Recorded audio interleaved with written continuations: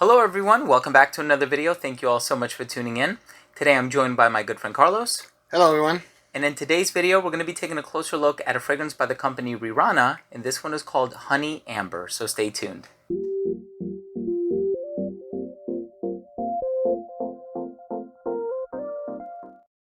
So this fragrance was given to me by the company, but as always, all opinions will remain my own. The company decided to send it to me for review. In the past, they've actually sent me another bottle called vanilla tobacco, excuse me. I keep saying tobacco vanilla because I'm reminded of Tom Ford, but it smelled nothing like tobacco vanilla by Tom Ford. Here we have a fragrance called Honey Amber, and what I like about this company is that they remain pretty transparent in terms of the production year of their fragrance, the notes, the olfactory classification, the fragrance description, everything is written on the back of this bottle. It is an eau de parfum. It's a 50 ml. However, from the reading that I saw online, they concentrate their fragrances as high as 70% oil.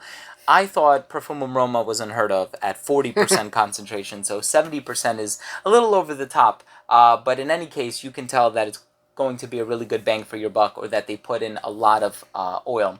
So the fragrance description for this one, it has honey, sweet, warm, spicy, and it has notes of honey, amber, cinnamon, vanilla, patchouli, and oud. And as if you couldn't already tell from the name, Honey Amber, this one is going to be a honey-based perfume. So what do you get from this one, Carlos? It feels perfect for the fall and winter. Oh, yeah. It's a warm fragrance.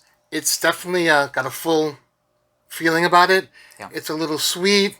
It's definitely warm on skin, as I said. This kind of honey, warm amber scent profile is one that I'm drawn to typically. Yeah, I can tell, especially because of the cinnamon.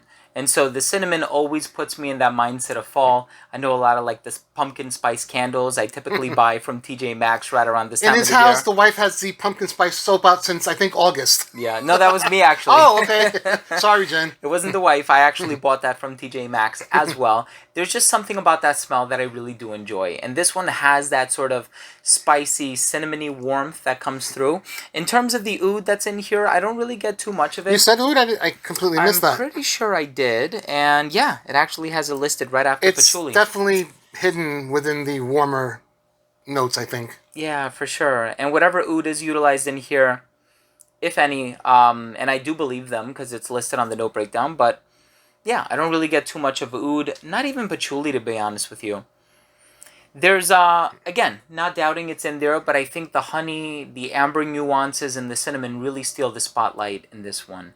This one kind of reminds me a little bit of Honey Oud by Montal, but not as aggressive. And so imagine it sans the oud, a little bit sweeter, if I can say that. And also there's like a freshness about it. Again, not a citrusy freshness, but it's cleaned up a little bit. It's not as aggressive.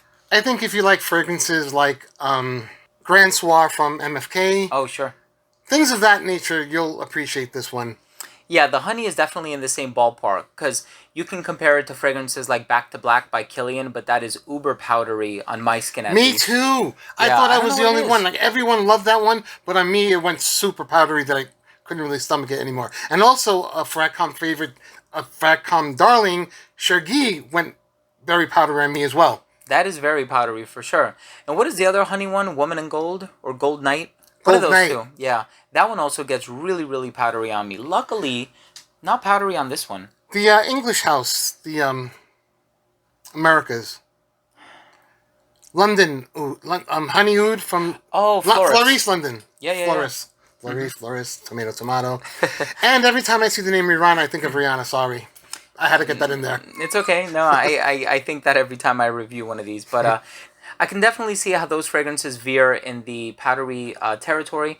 This one, on the other hand, it's more about like I don't want to call it a more organic honey because it doesn't smell like honey. If you were to open up a jar of honey, that's not the same exact smell that you get. But it does have those honeyed, ambery nuances. And I actually really like the way that this one smells. I think it's amber wrapped in a honey veil. Accord. A veil of honey. It's not outright bumblebee honey. Or Winnie the Pooh Bear. Winnie the Pooh Bear! Oh my god.